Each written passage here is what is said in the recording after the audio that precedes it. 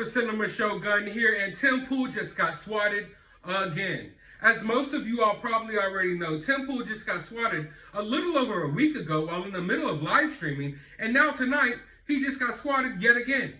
Now, the first time he got swatted, I think a lot of people tried to write it off as if it was just a one-off prank.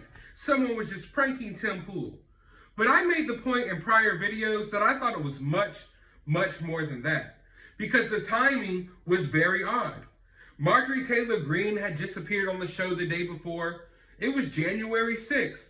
And there was a lot of drama surrounding one of his reoccurring guests named Jack Murphy. So I thought the timing was rather odd. And now that this swatting has happened yet again, you know, in such a short time span, I think it's safe to say that Tim Pool may be getting targeted, especially when you take into consideration the fact that someone illegally entered into his property last night and then illegally entered into his home without his consent. He tried to enter the home as some of Tim Pool's other guests were entering the home and tried to commingle and play it off like everything was cool until they realized, hey, this dude doesn't belong here, and they had to throw him out. So I think this is rather odd that all of this stuff is happening back to back to Tim Pool. Let's just take a look at what Tim Pool had to say about the situation. Last night, a man trespassed on our property, bypassing a large warning sign, and then entered into our house. He entered just after our guests came in, confusing our staff. Anyone entering this way risks a lot of things. I don't even want to say what they're at risk of. But he's saying that in order to even get into his property, you have to pass several warning signs. You have to drive like an acre. And you have to pass all of these cameras and different things just to get into his home. Yet some guy entered into his house illegally last night. Some random stranger. So I think it's safe to say that there's more of a concerted effort here against Tim Pool. Now, why do I think this is important? I think it's important because it doesn't matter how you feel about Tim Pool. If you watch his show, you don't watch his show. If you like him, you don't like him. If you like the news that he presents, or if you don't agree with the news he presents. The fact remains that he is a big alternative news source. Any given night, he has as many people watching his live streams as CNN does on their live news network, or as Fox News does on their live news network. There's more people watching Tim Pool's live stream than the mainstream media news outlets. So when you see what looks like an effort to intimidate him, you have to ask, why is this happening? Now, is this happening because people are angry and hate Tim Pool? Possibly. Or is it happening because of some of the guests that Tim Pool has on? You know, it's not necessarily because Tim Pool has enemies. Maybe it's because some of the guests that Tim Pool has on has enemies. You know, a lot of people don't like a lot of these guests, and they don't want them to have platforms to speak on. And Tim Pool provides different people platforms to voice their opinions and voice their views on the world.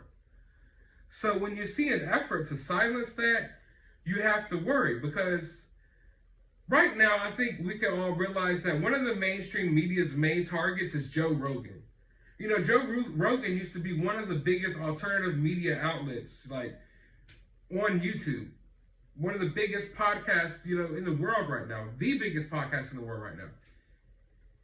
And they can't necessarily target him on YouTube anymore. Now he's specifically only does his thing on Spotify. And Spotify is still attacking him, or the employees there, and various media outlets.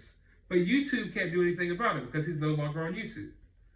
So now there is this big gap of who's going to become this big alternative media source on YouTube. And Tim Pool has filled one of those roles. And I believe that's why there's a concerted effort against Tim Pool to almost intimidate him, to get him to back down off of certain news stories, to get him to back off of allowing certain people onto his podcast, because a lot of people in this sphere, this alternative media, side of the internet, they've been banned off of YouTube. They've been demonetized.